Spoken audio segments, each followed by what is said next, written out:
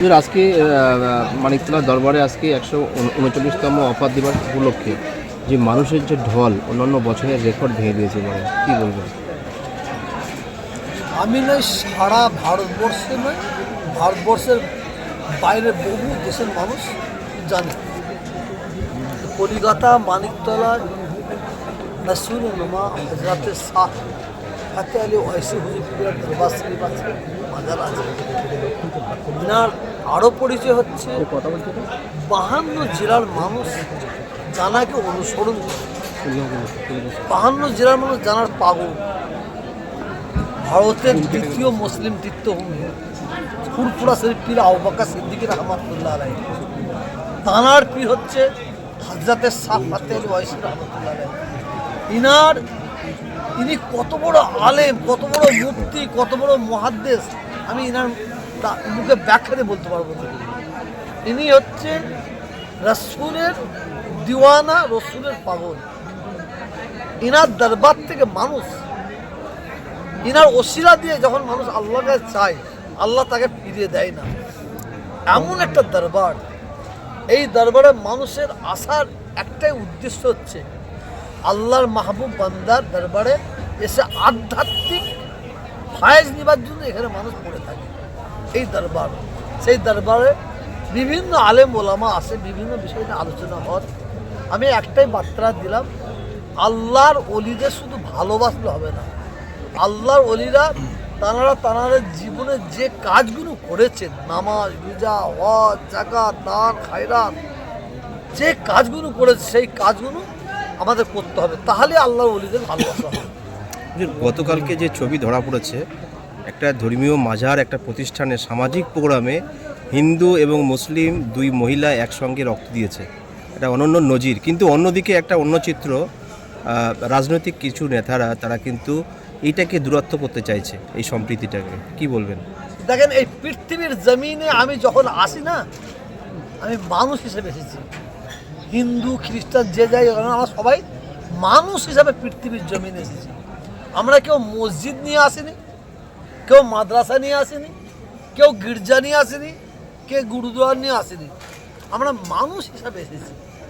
তারপরে আমরা কোরআন পাকের মধ্যে যেটা পেয়েছি, লাকুম দীনুকুম ওয়ালিয়া দিন, তুমি তোমার ধর্ম করো, ওকে ওর ধর্ম করতে দাও।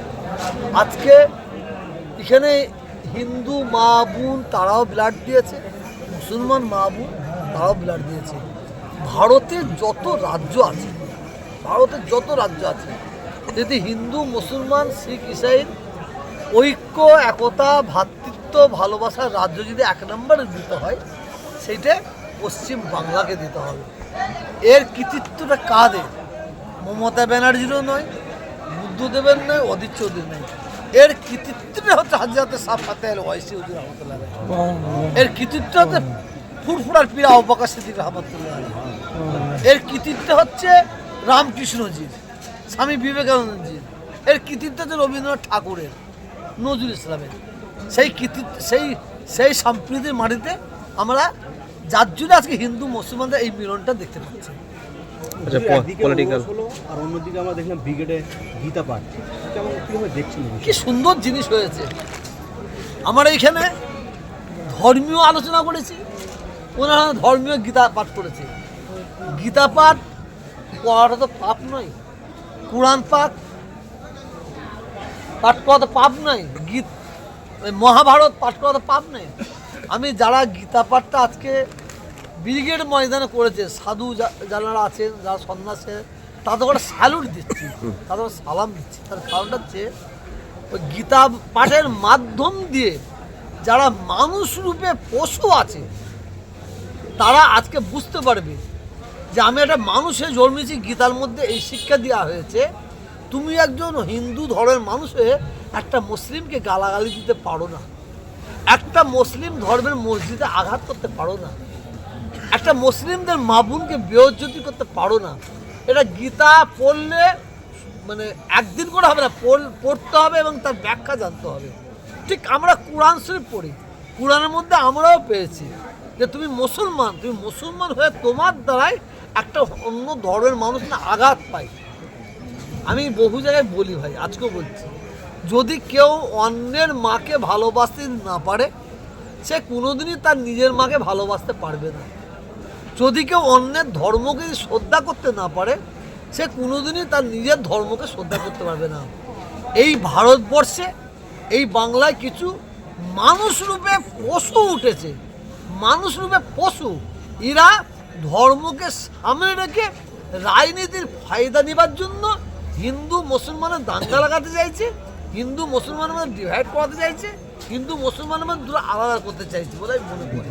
তবে কোন রাজ্যে পেরেছে জানি না, এই বাংলায় পারবে না, এটা আমি 100% শিওর হয়ে বলছি। কেন? কিছু দাঙ্গাবাজ আছে। দেখেন, একটা হিন্দু অন্যায় করলো বলে আমি হিন্দু সমাজটাকে, হিন্দু জাতটার উপর আঙুল তুলতে পারি না। একটা মুসলমান ভুল করলো বলে আমি মুসলমান জাতটার উপর আঙুল তুলতে পারি না। কিছু অসৎ চরিত্রের মানুষ আছে, তারা একটা মুসলিম যদি ভুল করে ফেলে, তারা মুসলিম জাতকে নিয়ে কথা বলে। একটা হিন্দু যদি ভুল করে, হিন্দু জাতকে নিয়ে কথা বলে। আর এই যে হিন্দু জাতকে নিয়ে কথা বলবে না, মুসলিম জাতকে নিয়ে কথা বলবে না, হিন্দু ধর্মকে আঘাত দেবে না, হিন্দু ধর্মের কোনো মায়ের চোখের পানি পড়বে না, মুসলমান মায়ের কোনো চোখের পানি পড়বে না, হিন্দু ধর্মের মন্দিরে আঘাত হবে না, মুসলমান ধর্মের মসজিদে আঘাত হবে না। এটা আমরা কোন শিক্ষা থেকে পাবো? আমরা ভূগোল থেকে পাবো না, বিজ্ঞান থেকে পাবো না, ইতিহাস থেকে পাবো না, আমরা ধর্মগ্রন্থ থেকে পাবো। আজকে যে গীতা শিক্ষা দেওয়া হয়েছে, ওই গীতাটা পড়ানো হচ্ছে, ও পড়ানোটা কোনো মূল্য নেই, ওই পড়িয়ে কোনো লাভ হবে না। গীতার মধ্যে পড়ে কি ব্যাখ্যা আছে, কি বলতে চাইছে, আমি যতটা জানি প্রত্যেকটা ধর্মের ধর্মগ্রন্থের মধ্যে একটা কথাই বলা আছে, তোমরা মানুষকে ভালোবাসো, মানুষকে শ্রদ্ধা করো, মানুষকে ভালোবাসো, এই কথাটা বলা আছে। আপনি একটা ইন্টারভিউ বলেছেন যে গীতা পাঠ প্রত্যেক পরিবারে, প্রত্যেক বাড়িতে হওয়া উচিত, কি বার্তা দিতে বলেছেন? অবশ্যই গীতা পাঠ প্রত্যেকটা পরিবারে প্রত্যেক দিন তাদের বাচ্চাদের শিক্ষা দেওয়া দরকার, প্রত্যেকটা মানুষের পড়া দরকার বলে আমি মনে করি। যেমন বাইবেল প্রত্যেকটা বাড়িতে পড়া দরকার, প্রত্যেকটা পরিবারকে পড়া দরকার। কোরআন প্রত্যেকটা পরিবার, প্রত্যেকটা মানুষকে পড়া দরকার। কারণ যদি আমরা ধর্মগ্রন্থ পড়ি, তাহলে আমাদের মধ্যে দাঙ্গা হবে না, বিভেদ হবে না। একটা জিনিস শোনেন, যদি আমাদের আইন ব্যবস্থা ধ্বংস হয়ে যায়, যারা আইনের মেন জজ যারা বসে আছে, তারা যদি 2 নম্বর হয়ে যায়, আর ধর্মগুরুরা যদি 2 নম্বর হয়ে, ধর্মগুরুরা যদি 2 নম্বর হয়, তাহলে জানতে হবে সেই দেশ ধ্বংস অনিবার্য।